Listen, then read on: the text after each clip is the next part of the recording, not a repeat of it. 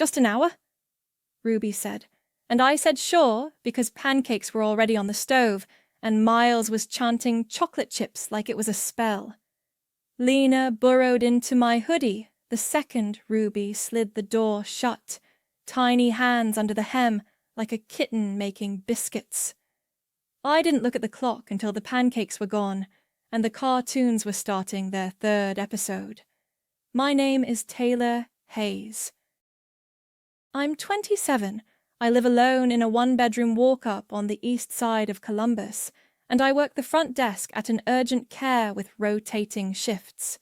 Ruby is my older sister, 31, 2 kids, always moving faster than the rest of us, and somehow still late to everything. Miles is 7, all knees and questions. Lena is 4, and built out of soft things. Tulle skirts, plush animals, my sweatshirts. Ruby had texted at 8:52 a.m.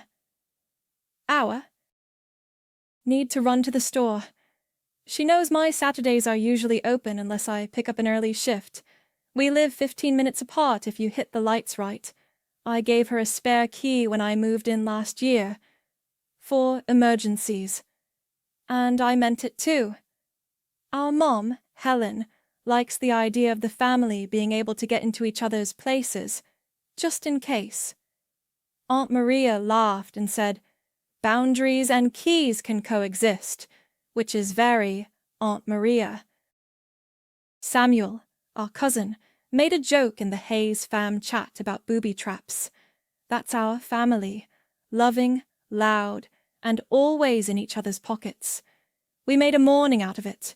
Pancakes, syrup, the good blueberries. Miles insisted on building a fort with my dining chairs and a blanket that only covers half of him. Lena fell asleep on my lap for 20 minutes, cheek hot, breath sticky with maple. I sent a picture to Ruby. We're good. She heart-reacted and didn't say when she'd be back. By 10:30, I texted, ETA? No dots. At 11:15, I set up coloring and put on a movie. At 12:20, Miles asked if it was lunch yet. I cut up apples and made grilled cheese with the last of my cheddar. Lena woke up and asked for the blue cup, the blue, which was in Ruby's bag in Ruby's trunk wherever Ruby was. I found my own blue mug and poured milk with a flourish. Crisis averted. Still no Ruby. She rolled back in at 1:58 p.m., 5 hours after the "just an hour" text, hair in a new claw clip and a sweating iced coffee in her hand like a trophy. "Oh my God, Tay!" she said, words coming out like she'd been holding them in line at Target. It was insane, the line, and then they were out of the size I needed, and traffic on Livingston is a joke, and I had to swing by Costco too because diapers are... She clocked the fort, the empty plates, Lena in my hoodie, and smiled like it was all very charming. "You're a lifesaver." I handed Lena her sneakers and said, "We're fine," because we were, mostly. It stung, but I smiled so it wouldn't show. Miles hugged me like a tackling dummy and promised to bring his Pokemon binder next time. Ruby kissed the top of my head on her way out.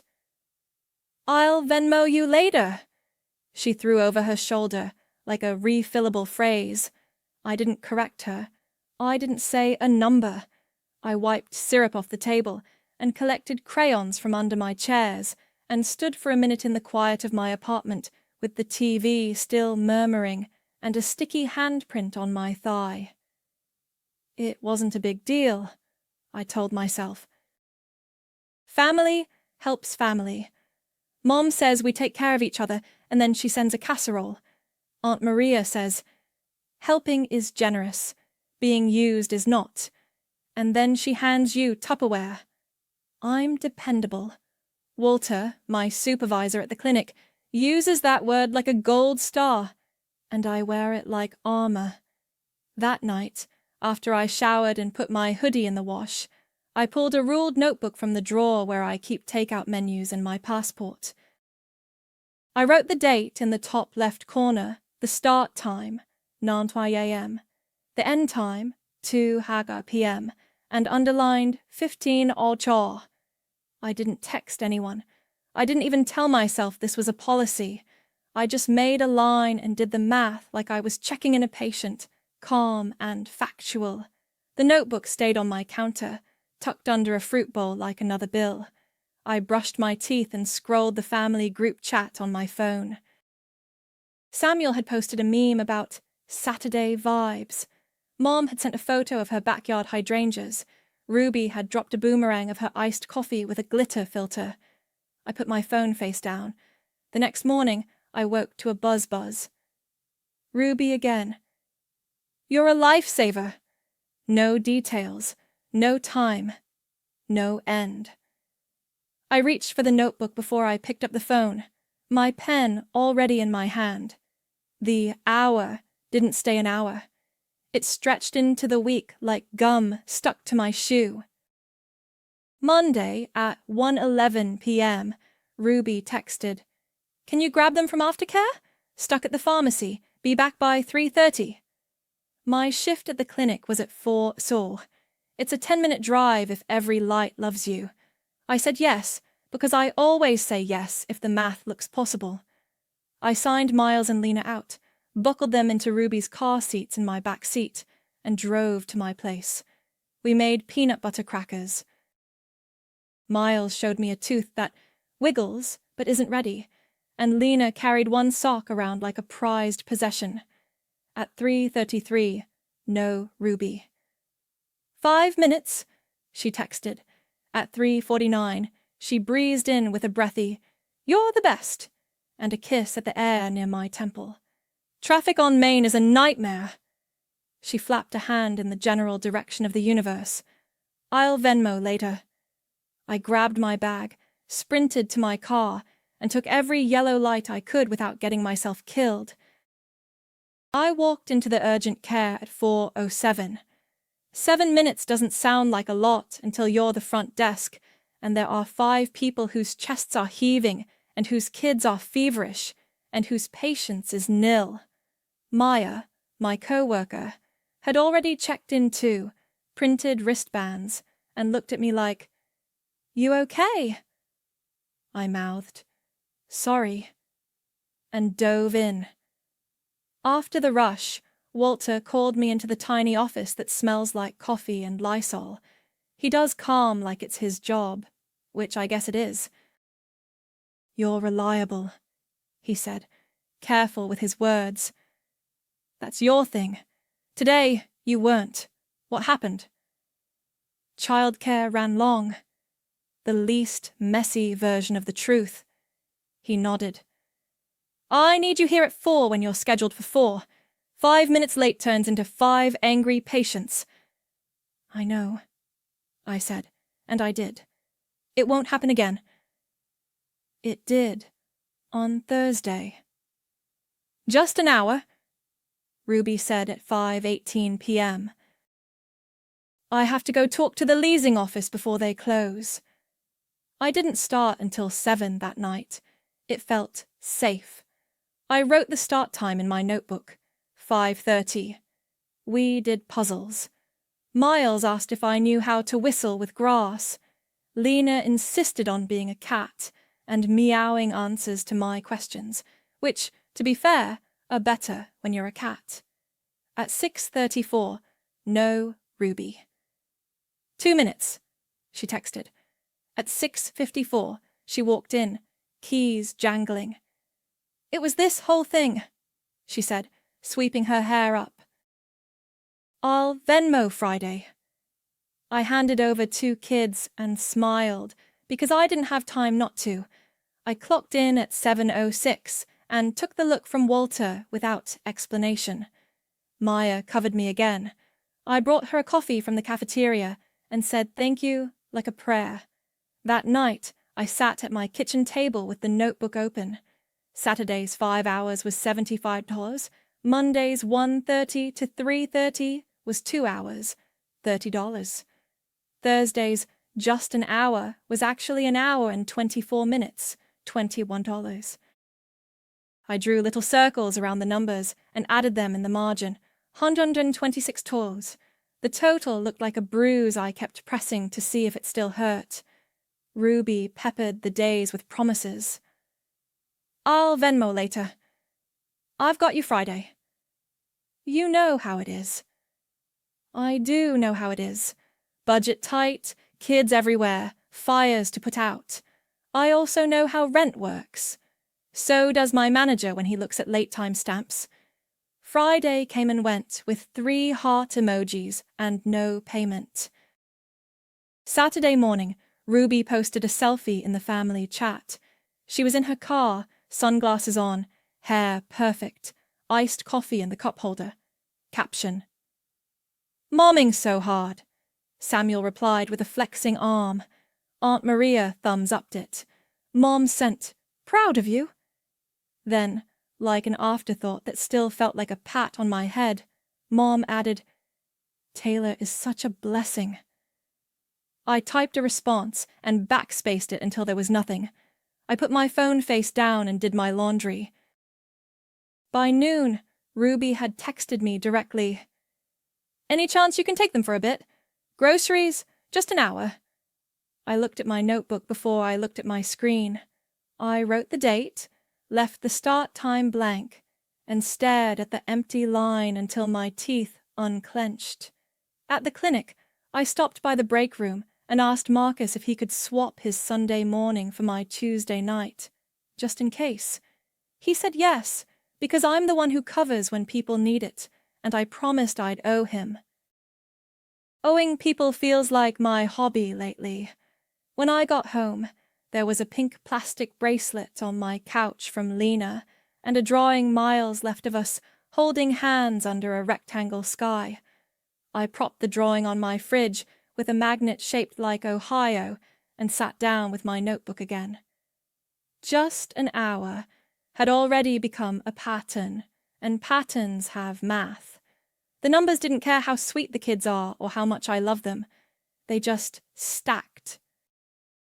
In the chat, Ruby posted another story. "Kids ate all the grapes in one sitting. Send help." Mom sent a laughing emoji and wrote, "Taylor is such a blessing." Again, like a refrain, I circled the 126th as one more time, not because it changed, but because I needed to see it. By the last week of May, the Hayes fam chat might as well have been a sign-up sheet with my name pre-filled. "Anyone available?" Ruby posted at 9:02 a.m. on a Tuesday. 3 dots. Then, "Taylor, you're home, right?" I wasn't. I was in the back lot on my 10-minute break, sitting on the curb with a yogurt and my badge flipping on its clip. I stared at the screen until the typing bubble blinked out. Samuel dropped a winky face. Mom wrote, "She needs help, sweetie." "I can take them at 5, I typed, because the path of least resistance is the one I can walk in my sleep. "Lifesaver," Ruby replied. "Just an hour." I put my phone away, finished the yogurt, and went back to the front desk. Maya made a little trumpet noise as I slid into my chair.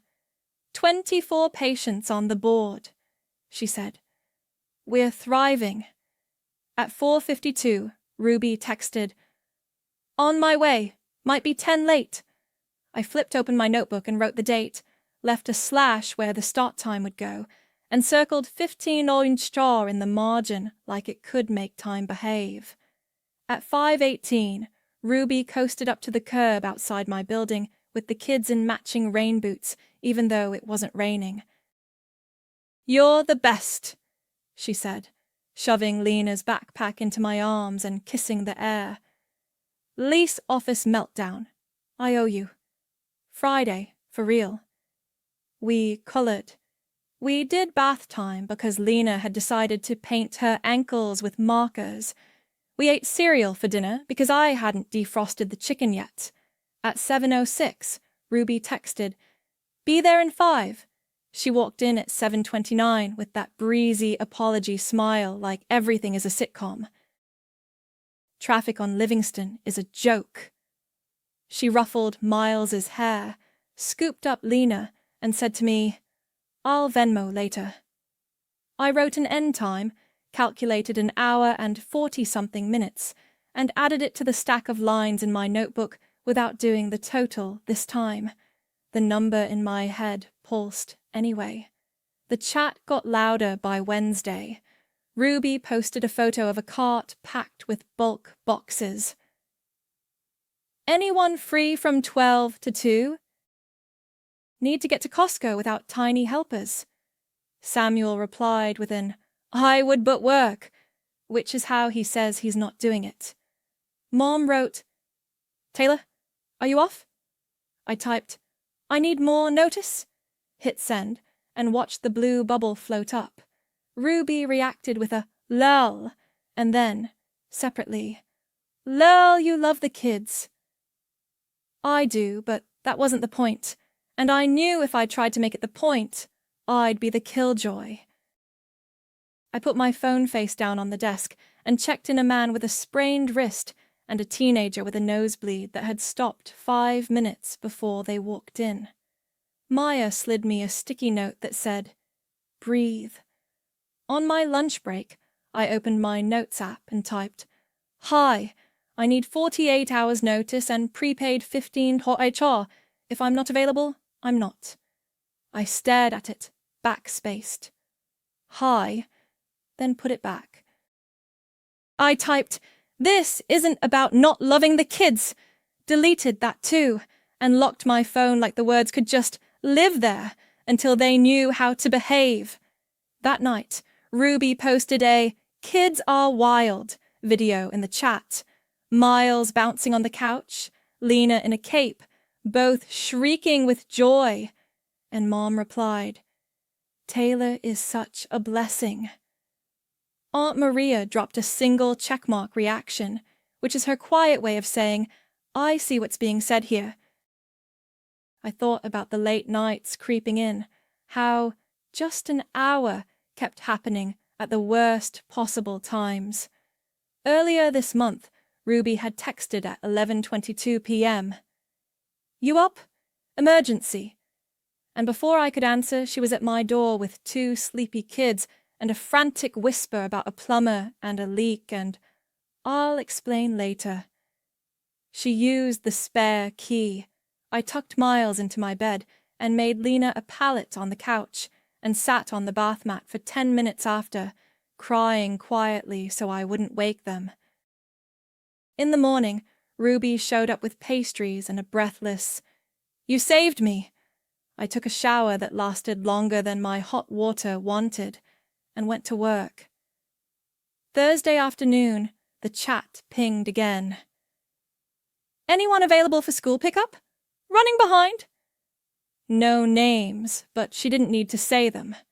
Samuel sent a winky face.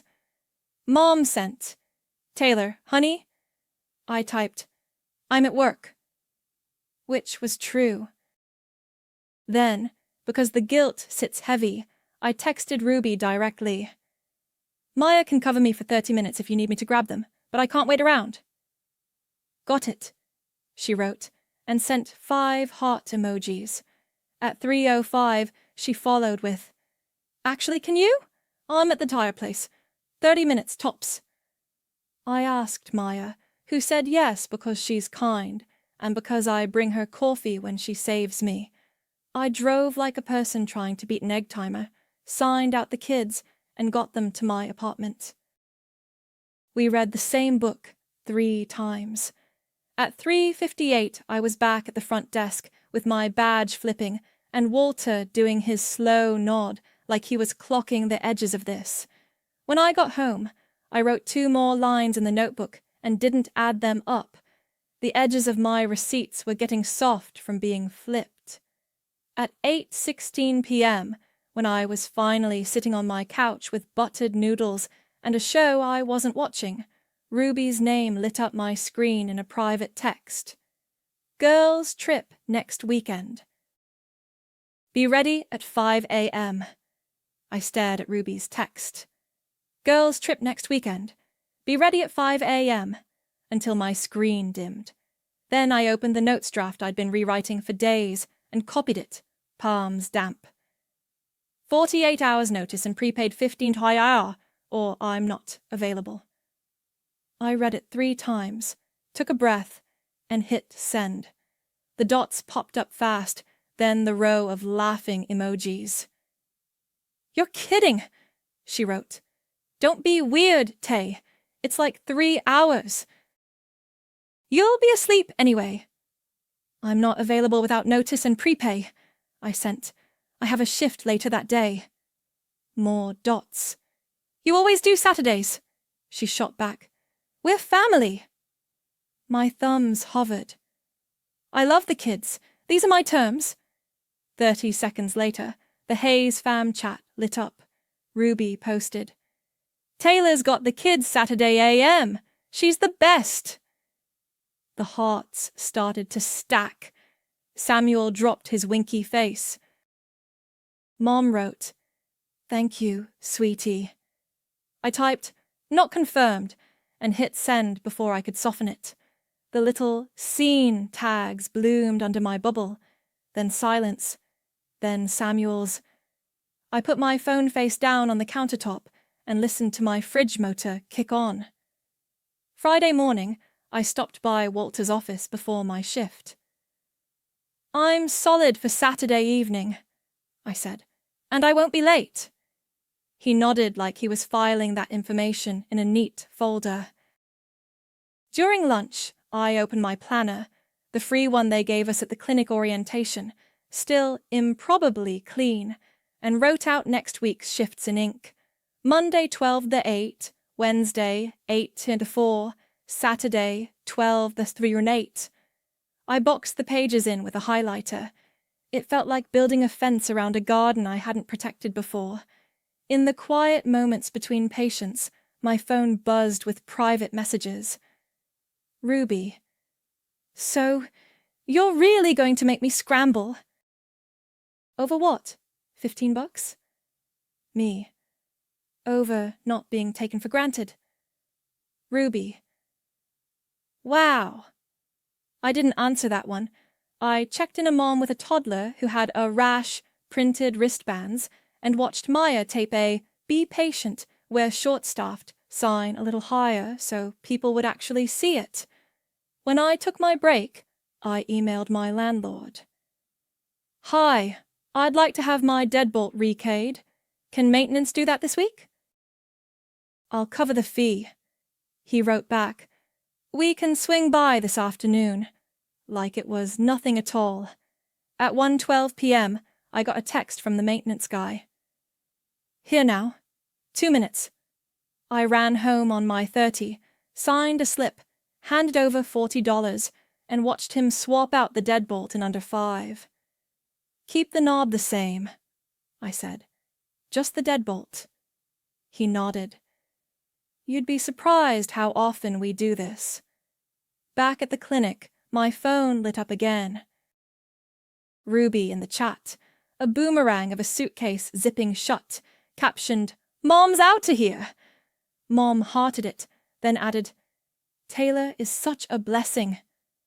Aunt Maria added a plain okay reaction, which I read like a raised eyebrow. Ruby texted privately, Okay, fine. I'll Venmo you when we're through security. Prepaid means before, I typed. Then, because I know how she reads tone, I added, Please. Dots. No reply. At 6:03, she tried another flank. Taylor, you know I wouldn't ask if I wasn't desperate. Flights are early. It's not that deep. You can nap when they're here. I don't do porch drops at 5 a.m. without notice, I wrote. If you want me, send start time, end time, and payment tonight. She sent a single, and nothing else. I made pasta, watched half an episode of a show I wasn't following, washed my dishes and set my phone on Do Not Disturb. My notebook sat under the fruit bowl with 3 new lines written in a tidy column from the week. I ran my finger over the dates without adding the total. At 9, the chat pinged again. Ruby. Airport drop at 6. So excited. Samuel replied, live your best life. Mom wrote, proud of you girls, like I hadn't said a word. I thought about texting Aunt Maria separately, then didn't. I already knew what she'd say. Say what you mean, then stick to it. I brushed my teeth, locked my door, the knob and the new deadbolt both, and climbed into bed. My alarm was set for 9:30, because if I woke at 5, I'd be useless by noon at the front desk. I lay there and listened to a neighbor's TV muffled through the wall and my own breath slowing. At 10:41, as I was drifting, my phone buzzed on the nightstand with that particular insistence of a message that wants to be read. I flipped it over. Ruby. See you at 5. No emoji, no payment, nothing else. At 4:58 a.m., headlights slid across my living room wall and my heart started a second clock. I'd put my phone on Do Not Disturb, but light doesn't care about settings. I padded to the window and parted the blinds with 2 fingers. Ruby's SUV idled at the curb, exhaust puffing in white bursts. I could see Miles's knees bouncing in the back seat and Lena's face pressed to the window like a moon.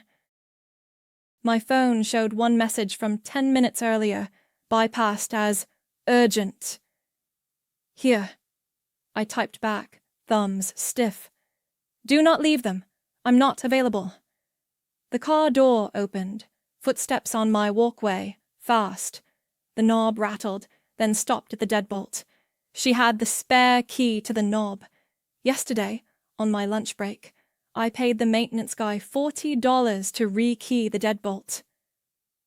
Taylor, Ruby hissed through the door. Open up! I'm not available, I said, loud enough to carry without waking my upstairs neighbor. I was barefoot on the rug. My hands were steady because I had to make them be. Are you serious? Metal ticked as she tried the key again. The knob turned. The door stayed shut. You didn't confirm or prepay. I have a shift at noon. Oh my God! Her whisper went sharp. It's 3 hours. They'll sleep. You're being ridiculous. Behind her, the car beeped when Miles unclicked his buckle. Miles, stay put, she called over her shoulder, then back to me. You're really going to do this? To me? You're doing this, I said. It's 5 a.m. Silence, the kind that's just breathing and the faint whine of her engine. Then, unbelievable! She jiggled the knob one more time, the old habit of pushing doors harder like that makes them kinder. Fine. I heard the shuffle of her shoes on the walkway, the car door open and shut, Lena's little voice thready with sleep. We go inside? Ruby said something I couldn't make out. The SUV shifted from park to drive and rolled away, taillights blinking red as it hit the corner. My phone buzzed immediately. Private text. You win. Missed bag drop. They won't let me gate check. Happy? I stared at it.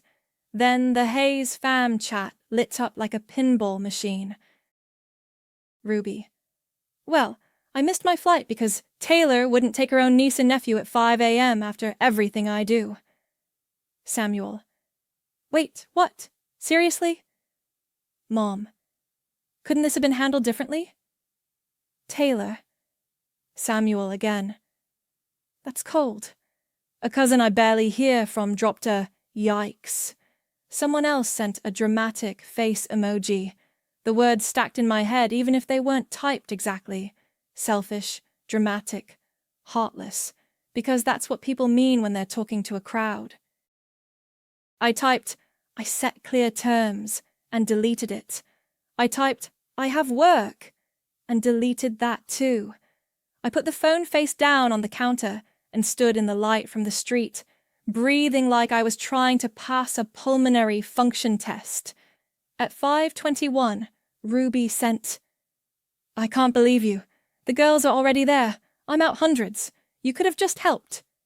I replied once, "I said no last night. You didn't pay. Do not leave the kids at my door." "Wow," she sent back. Just that, the screen equivalent of a slammed cabinet. I made coffee because there was nothing else to do with my hands. I sat on the arm of the couch and watched the sky go from black to that dull, soft blue. My building was quiet at that hour. Even the early dog people weren't out yet. I thought of Lena's face at the window and Miles's knees bubbling like carbonated water, and swallowed hard. At 6:03, Mom texted me privately. "Sweetie, Ruby is upset. She says you locked her out. Couldn't you have taken them for a few hours? You know how hard it is for her." "I told her my terms," I wrote back. "I have work at noon." She didn't confirm. "Family should help," Mom sent. Then, after a beat, "I don't want this to become a thing." Too late, I thought, but I didn't type that. "I'll talk at dinner tomorrow," I wrote, because we always do Sunday dinner at Mom's. Roast if she's in the mood, spaghetti if she isn't. Aunt Maria didn't say anything in the chat. She reacted with a single dot to Ruby's post. Her version of, "I'm here. Say less." I tried to go back to sleep and managed 40 minutes. My alarm went off at 9:30. I ate toast over the sink and packed a granola bar for later, just in case. The chat kept buzzing in bursts I didn't open. When I finally scrolled it at 10:12, Samuel had written, "We always step up for each other," and Mom had replied, "This is hurtful," and Ruby had posted a photo of a departures board like it was a gravestone. I took a screenshot of Ruby's "See you at 5" text from last night, and her "Here" from this morning, then put my phone away. Not to fight with, just to keep my record straight. I got to the clinic early and sat in my car until 11:55, watching people walk in with their shoulders up around their ears. Inside, the printers hummed like busy bees. Maya handed me a coffee and raised her eyebrows. "You good?" "I'm here," I said. "On time." Walter passed by, gave me his small nod. I put on my badge, flipped it on its clip out of habit, and took my seat at the front desk. My hands were steady when I checked in the first patient. My door at home was locked. The deadbolt held. The chat pinged and fizzed in my pocket, and I let it. I had a shift to get through. I didn't answer the chat. I screenshotted it. Ruby's "See you at 5." Her "Here" at 4:50 a.m. The "You're kidding," the eye roll emoji, the "I'll Venmo later," "Payday Friday," just an hour. I tapped the timestamps so they'd show under each bubble, then saved them to an album I labeled Childcare. On my dinner break, I opened my notebook at the kitchen counter in the break room and ran my finger down the neat column of dates and times. Saturday, 9/2, $75. Monday, 1:30 through 30, $30. Thursday, 5:30, $654, $21. The next Tuesday, 5:18, $729. Call it 2 hours and change, $33. Wednesday's school pickup and the scramble back to the clinic. An hour, $15. The late-night emergency from earlier in the month, backfilled from the timestamps, 11:45 p.m., dropped to 6:30 a.m., pickup, $100. A couple of quick, just-an-hour blocks tucked around my shifts, $45. The pencil squeaked as I did the math in the margin. $382. The number sat there, not caring how cute Lena looks when she collapses in my lap, or how Miles narrates everything he does like a tiny documentary. It was just what it was. At 7:12, my phone buzzed with, "Aunt Maria." I stepped into the hallway by the vending machine, where it's always 10 degrees colder. "Hi," I said. Her voice was low, like she'd closed herself in a pantry. "You alive?" "Barely." "Bring your notes to dinner tomorrow," she said. "All of them. Dates, times. Print the messages." "I don't want it to be a courtroom." "It's not. It's clarity. You don't argue in the chat. You show up with facts." "You can do facts?" I looked down at my notebook. "I can do facts." "And Taylor?" "Yeah?" "Bring the key." I could picture her eyebrow just by the way she said it. "I will." Before I clocked out, I pulled the screenshots up on the nursing station computer, signed into my email, and sent them to myself so I could print. The printers hummed like they always do. I slid the warm pages into a manila folder from the supply closet and wrote my name on the tab with a black Sharpie. I felt ridiculous and also steadier. Sunday morning, my apartment was too quiet. I found a glittery plastic ring under the couch and a sticker stuck to the side of my shoe. I ate cereal standing up and wiped syrup ghosts I'd missed off the table's edge. The Hayes fam chat was quieter than usual, just a recipe from a cousin and a photo from Mom of carrots in a roasting pan. No one had said my name since last night. It felt like the air before a storm that might not come. I laid everything out on my coffee table like a tiny exhibit. Notebook open to the totals, screenshots in order, paper clipped, the manila folder with my name in block letters, the spare key Ruby had given me when I moved in, the one she used freely, silver and small, threaded on a red ribbon because Lena thought it was pretty. I untied the ribbon and set it to the side. The key looked naked without it.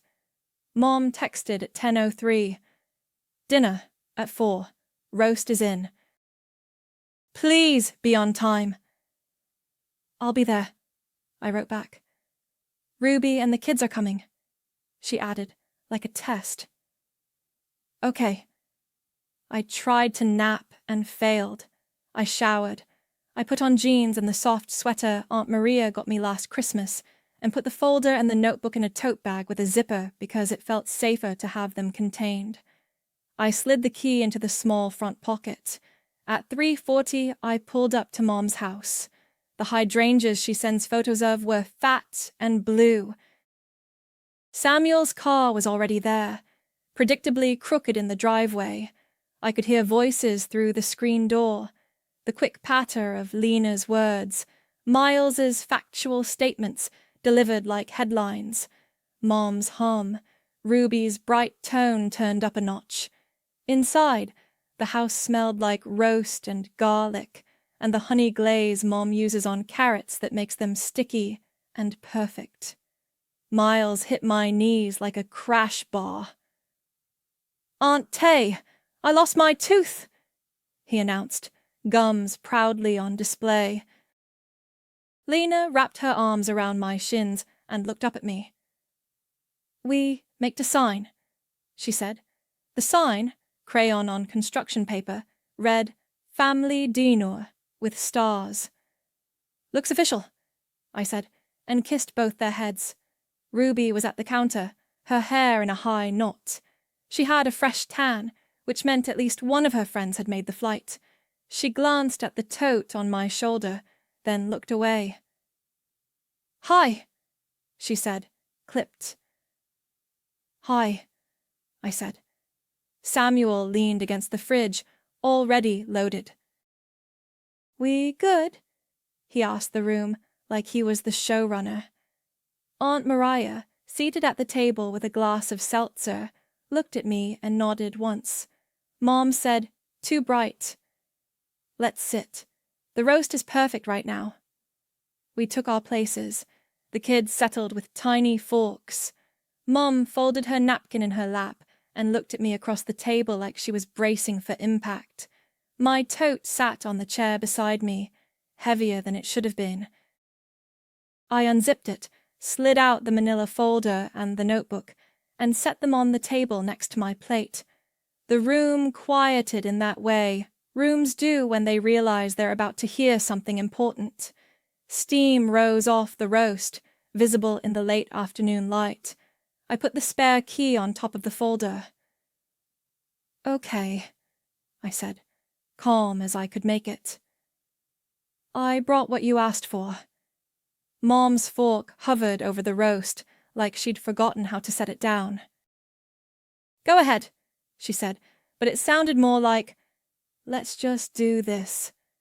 I opened the notebook to the page with the neat columns. "I'm going to read dates and times," I said. "Just facts." Aunt Maria lifted her glass toward me like, "Proceed." I traced the first line with my fingertip. "Saturday, 9 to 2. 5 hours, $75. Flip. Monday, 1:30 to 3:30. 2 hours, $30. Flip. Thursday, 5:30 to 6:54. Hour 24. $21. I kept going. The Tuesday evening that stretched past 7, the school pickup that turned into a sprint, the late-night emergency that ran to dawn. Total so far, 382. No one reached for the roast. Miles forked a carrot and whispered, "That's a lot," like I'd just announced the population of a small country. Lena made a soft meow and tapped her cup with her fork until Mom touched her hand and said, "Sweetie, no." I slid the printed screenshots across the table to Ruby. "These are the messages," I said. "You can see the timestamps." Ruby's eyes flicked down. "I'll Venmo later." "Payday Friday?" "Just an hour." "See you at 5. She didn't pick them up. She stared at them like they were hot. The red crept up her neck and settled in patches on her cheeks. Samuel leaned forward, elbow bumping his water glass. "Okay, but, you didn't have to—" Aunt Maria cut him off with a look. "Let her finish." I put the spare key on the wood and nudged it toward Ruby. It made the smallest sound, metal on oak. "This key doesn't work on the deadbolt anymore," I said. "I rekeyed it. I'm giving this back because I can't have you letting yourself in." Ruby let out a laugh that wasn't funny. "I was helping myself in an emergency." "That was 11:45 at night," I said, "and there have been a lot of emergencies." She met my eyes, chin up. "It's called single parenting, Tay. It's not neat." "I get that," I said steady.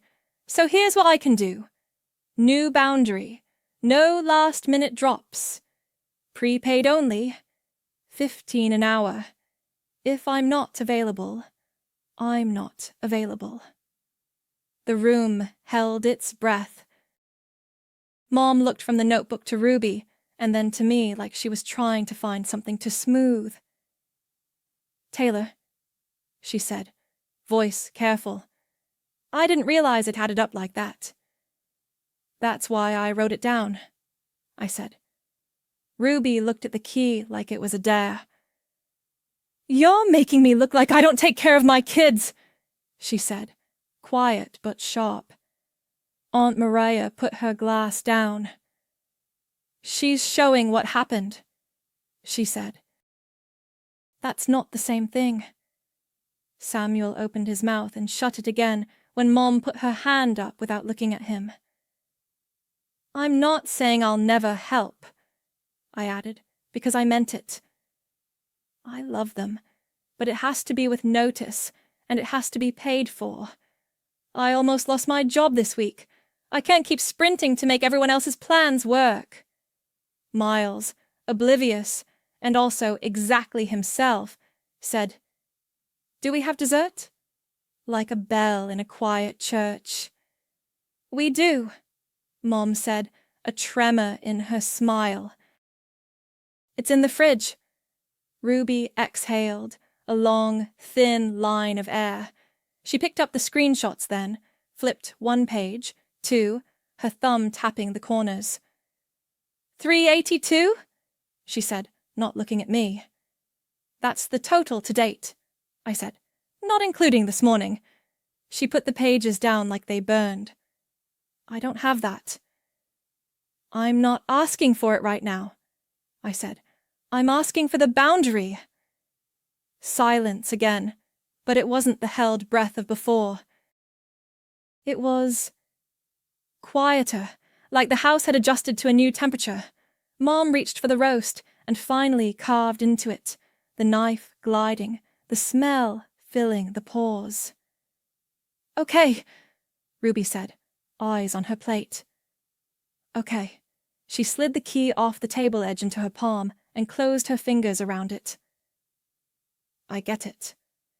Aunt Maria nodded like she'd been waiting to hear that exact sentence. Samuel, to his credit, found something intensely interesting about the salt shaker. We ate.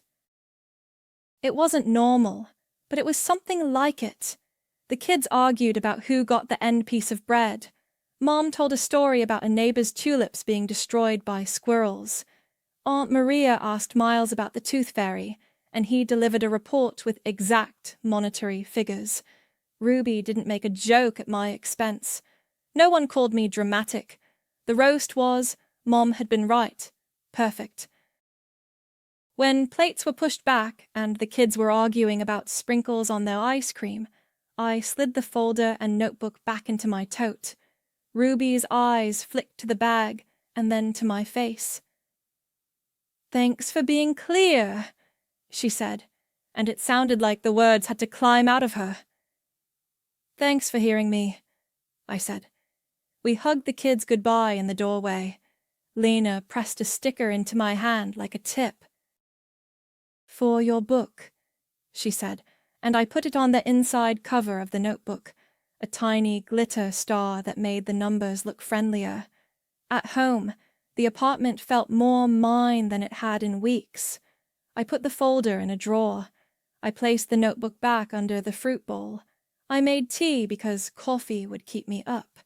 The Hayes fam chat pinged once with a photo of Miles's missing tooth in a plastic bag, then went still. At 9:17, my phone dinged with a different sound. Ruby sent you 200 sabas, the note said, to start. I stared at the screen, then typed back. Received, thank you. I set the phone down, clicked the deadbolt, and let the quiet settle like a blanket. On Monday morning, the $200 sat in my Venmo like a quiet rock. The note said, to start.